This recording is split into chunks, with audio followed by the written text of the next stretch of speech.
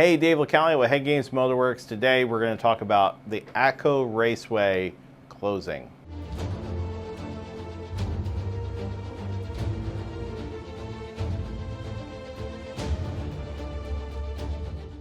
When I heard the news, it was very saddening and very frustrating because tracks are closing all over the place, and there has been a couple tracks in New Jersey specifically that affect me. I know everybody has their story, but this is mine. I started racing at Englishtown at Atco Raceway when I was 15 years old, and my father would do the whole tech card thing, and then we would just switch places and I would race down the track. At the time I had a Buick, I had a turbo Buick that we raced a T-type, and by the time I was 17, I was going like 1230s, and then this is the late 90s. So I've been racing there for a very long time, in both tracks, but Atco is a place that I always called home, and it holds a very special place in my heart. I've pretty much raced every car I own there. I kind of started on the street. I was street racing in Northeast Philadelphia for, I would say, a majority of my early driving years, from like 17 to 25. I would pretty much street raced every Sunday, or would go to Central Philly and stuff. But Atco was a place that we went to. We wanted to prove ourselves, and Atco always had the best prep, and it was known for, it just felt like home. Like every time I went there, I just felt like I belong here. And I never felt like that at any other track that I attended. When my career started importing cylinder heads, Atco turned into more of a, I would say, like a bigger proving ground, because now we were racing in a nationally recognized area. And so like people from all over the country would come to Atco, and we'd race in the Nopi, or we race NHRA there in the Sport Compact Series. And between Atco and Englishtown, like, it was my hometown, like it was my home areas. And for me, that was a very proud moment. We did a lot of accolades there. We've won races there. We've set world records in both tracks. And I've met a lot of people out of that. So particularly I met like Jeff Racer from Full Race. I met him at Atco. It's created a lot of friendships, a lot of relationships that I could never replace, or I don't know how I'd make them otherwise.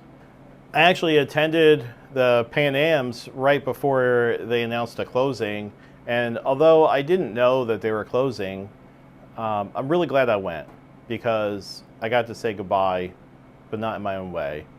When Houston Raceway Park closed, I felt like I knew it was closing, so I took pictures of things that I would miss about Houston Raceway Park, and I think I would have done that a little bit differently, but I am glad that I was able to at least attend a race, at least one last race, and it was such a bash. Chris Miller really knocked it out of the park. The place was packed. The racing was awesome. Even through the rain, everybody got it done, and I'm just really glad I got to be there. So Jason Miller, he posted something that was thought-provoking, and he said you should support our tracks and you should support the staff because they could close. It gave me some thought that, does it really matter if you support them? Because I feel like Atco is very well supported. I feel like E-Town wasn't as supported as Atco, and they both closed.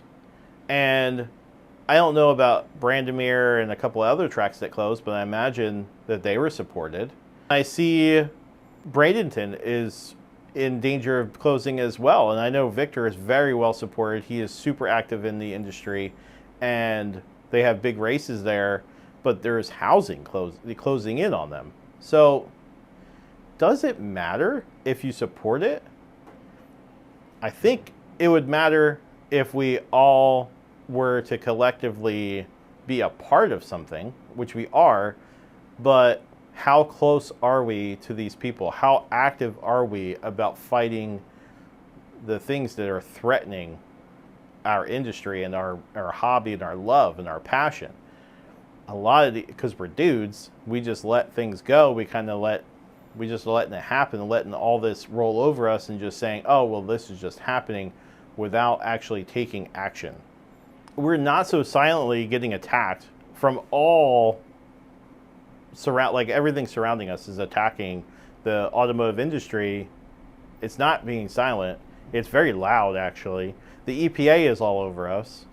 Housing is all over us. Tracks are closing small and large all around us. What are we going to do? Not to mention the electric car initiative. Don't get me wrong, we could still drag race them, but do you not see the writing on the wall here? They're not going to want us to drag race it because they can control that part. And the EPA is all over us. They're all over our industry. They're trying to squash us. And over laws that were made in the 1970s. They're not even up to date. They don't know about cars at all. They don't know about E85. Maybe they know about it, but they don't know what we do. And they don't know how it affects stuff. All they know is that we're breaking the law. What does this mean for our industry? I don't know. I feel like there needs to be a leader, and there's no strong leader. I don't think I'm that guy, but I think there needs to be a strong leader to take us over and to fight for us. We need like a Martin Luther King style guy who is going to stand up for the automotive industry because they are trying to squash us. And I don't know about you, but I love this stuff. Horsepower is my religion. I eat, sleep, race. That's the only thing I think about. All the stuff I do is all about cars and horsepower. Which brings me to the next point. Horsepower is my religion. Now, I know I made this shirt a long time ago. I've been thinking about it a lot lately. And this is what I've come to. I Googled the guidelines for legally establishing a church. Now, hear me out. If we were to legally make horsepower our religion, we would not only receive tax benefits, but we would also be able to, or I should say the tracks would receive tax benefits because that would be our place of worship, but we'd also be able to have certain guidelines because they're a part of our religion, right? And automotive industry actually already has all the requirements. We just need a leader. We need a creed or a worship practices. We have them. You see them at the track. You see them at every track in the USA. We have that. We lack formal leadership, but we have a clear history. These are all things I just Googled how to create one. Membership is distinct from other religious groups. 110% we are different than every other religious group. We need a recognized course of study to ordain leaders in religion. There is definitely smarter people, and then there's dumb people. So there's people who are going to say, hey, this is how you make a religion. This is how you make horsepower.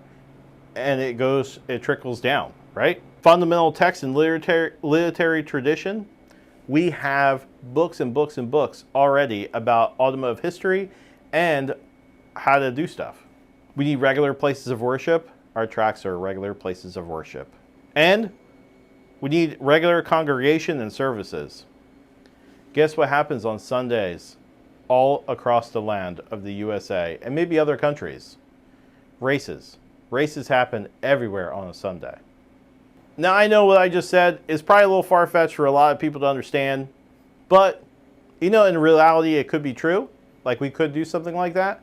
But what my point is that we have to do something. We can't just keep watching all this stuff go away and just be okay with it.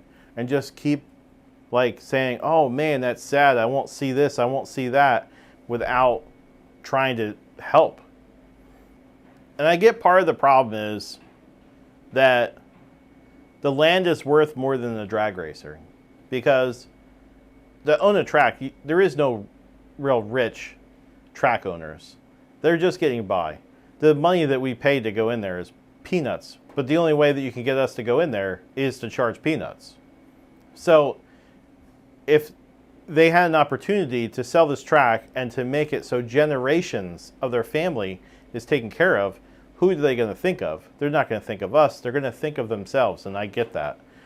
But how is that possible? How is this happening? How is, like, they don't, there's not like an entity or something like that that just owns tracks, or it's just really hard to get through. It's really hard to get through. I understand why Atco closed. Atco closed because they got an offer they just couldn't refuse, and that's a lot of these tracks. They're just getting these big money guys come in and they say, hey, we're gonna give you this millions of dollars, and how can you turn that down? You know, it's sad, but I guess I get it. I don't have to agree with the track closing. I don't have to agree with any of them or selling, and I get that there's real reasons that we can't relate to. We can't all relate to all the things that have to deal with owning a track and the insurance and the dealing with the townships and all that other stuff, because we already know that Atco was actually fighting the township. The township was trying to close them as well. And then even the racers, when the new guy came in and bought the track, they were fighting them. They were saying, oh, you want to change our place? And then that was the writing on the wall, right? So you have to, I get that's why Jason said you have to support people, but, and maybe they would have not closed it if it wasn't for all that, but I kind of doubt that. It's all about money. So in closing, I don't know what to say.